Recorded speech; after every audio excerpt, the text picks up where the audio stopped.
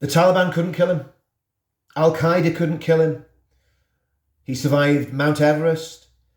He survived a journey on a little boat that could certainly have killed him and the other men that were in that boat with him. He survived Special Forces selection. But cancel culture, the wokerati, the liberal elite, decided that they could cancel Ant Middleton. And I don't know if you've been following the story, but Ant Middleton, when the Black Lives Matter were rioting, were desecrating the war memorial. Now, Ant Middleton's a veteran, like every single veteran that saw the vile, disgusting behaviour of people supposedly, and of course this is the lie of Black Lives Matter, supposedly walking under the banner of equality. When he saw those people, like I did and like all of the veterans who saw that footage, he was rightly enraged at a young scumbag trying to set a Union flag on fire at the Cenotaph, at people desecrating the statue of Winston Churchill and threatening to tear that statue down. Ant Middleton was rightly enraged with that. And of course, we all know what happened the following week. Some football fans and veterans turned up to defend the statues. The police actually started doing their job.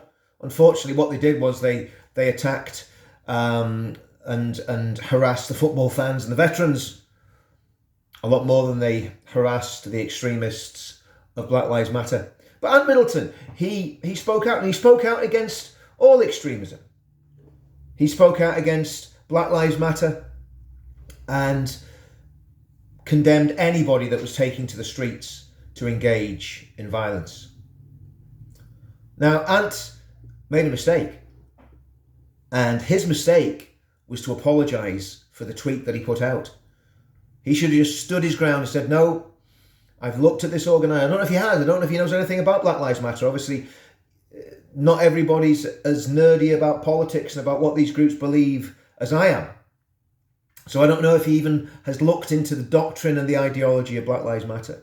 He also mentioned the EDL in his statement.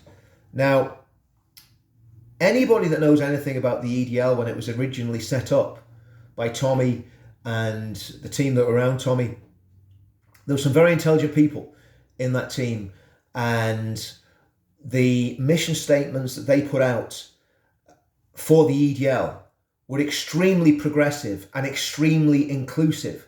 And of course, what people misunderstand about the EDL is that the EDL was standing up against Islamic extremism and standing up for British soldiers who had come home on a homecoming parade, I think through Luton, and were harassed by jihadists and Islamic extremists. And that is the roots of the EDL. And of course, the EDL had a Jewish division, a gay division, etc., etc., etc. It did, once Tommy left, it obviously changed somewhat, and it really has ceased to exist. So when Ant was talking about the EDL, I don't believe he had all the facts. And when he was talking about Black Lives Matter, I don't believe he had all the facts either, because if he did, I don't think he would have retracted his statement. But all that aside, they're minor issues. That's not the real core of this video. The core of this video is this: a man who served his country. As far as I can tell with distinction, I don't know anything about his career. I don't know what he was involved in when he was in the Special Forces. We all know that he was in Afghanistan and he saw action against the Taliban and probably against Al-Qaeda in Afghanistan as well, and possibly even ISIS. I don't know. Maybe he was out of the service before ISIS reared its ugly head. But he'd fought for our country. He'd fought against extremism. He'd fought to make Afghanistan a better place.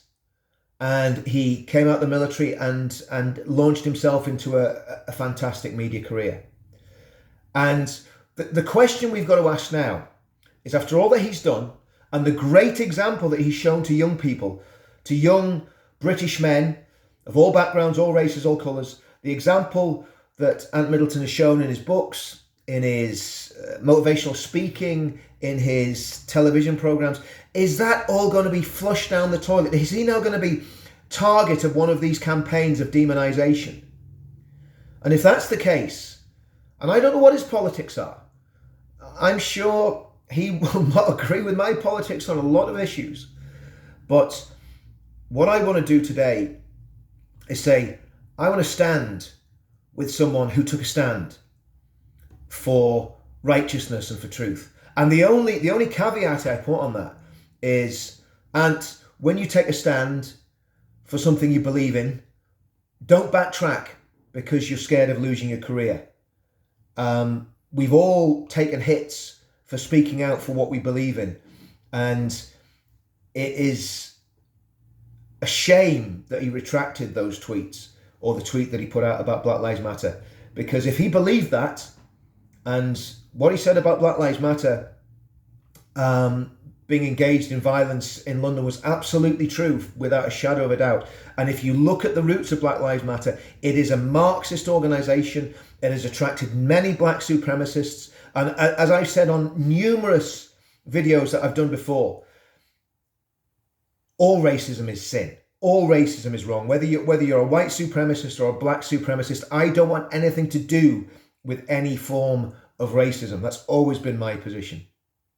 And I think most veterans would agree with me when I say that the veteran community, the vast majority of the veteran community, stand against all extremism. When we stood in London in 2017, after the Ariana Grande concert bombing, after the slaughter at Borough Market, we were very, very clear that we were against all terrorism.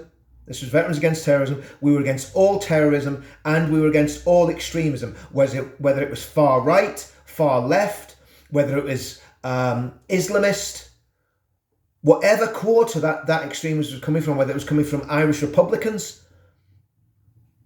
We were against all extremism and all terrorism. And that stands today for me.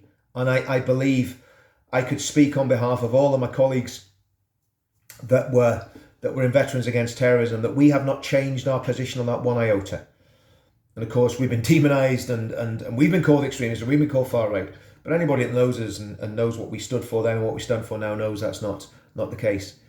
So, in the same way that I've been proud to say I stand with Tommy Robinson when he's been demonised and vilified by the media, I'll also say I would stand with Ant Middleton, so long as he doesn't start backtracking and compromising on what he believes. This could be the time when Ant Middleton could do more, could achieve more for this country than he has even in his military career, and that was a very illustrious military career by all accounts. He could achieve more for this country by saying, do you know what? I am against Black Lives Matter. I've looked at what they believe.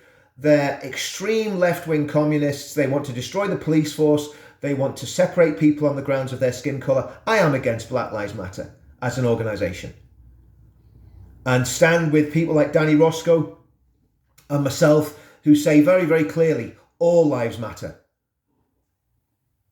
Black lives, white lives, yellow lives, brown lives, orange lives, whatever. All lives matter. And that is the ground that I stand on. And that's the ground that I believe Britain was built on. Britain is not a racist country.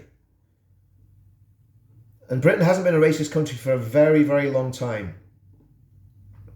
And I think we can be rightly proud of the stand that Britain has taken against extremism of all forms, and a stand that has been extremely costly in blood and treasure. When you go back to the Second World War, standing alone against the Nazis, great pressure to compromise with the Nazis. Then you look at the Cold War, Britain and America stood against the communists, not the European Union. European Union didn't stand against communism. The European Union wasn't around when Britain and America defeated communism around the globe in all its forms.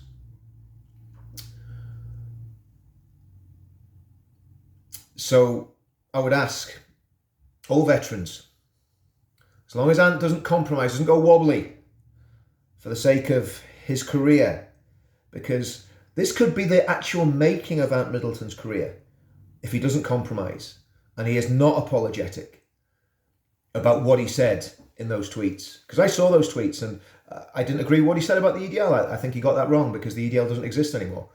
But what he said about Black Lives Matter was bang on. It's totally spot on. Totally spot on. So let's hope that Ant stands his ground. He seems like a man that will stand his ground, but there'll be a lot of pressure on him to compromise. A lot of pressure on him to go onto programs like, what's that thing with Vile, Pierce Morgan, Good Morning Britain, or whatever they call it, and all those other chat shows, and disavow what he said. Well, let's hope he doesn't. Let's hope he says, I believe what I believe, and I will stand on the ground that I stand on, and I will not surrender to the wokerati, to the liberal elite, and to those in the media inquisition that would try and destroy me because I have a position that might be slightly different to theirs. I would say Ant Middleton's position on Black Lives Matter is agreed on by 90% of the population of this country, black, white or brown, who hate extremism. So I salute Ant Middleton for taking a stand, but I hope and I pray that he continues to take that stand and not crumble under the huge pressure that will come upon him from the media and from the powers that be. See you all soon.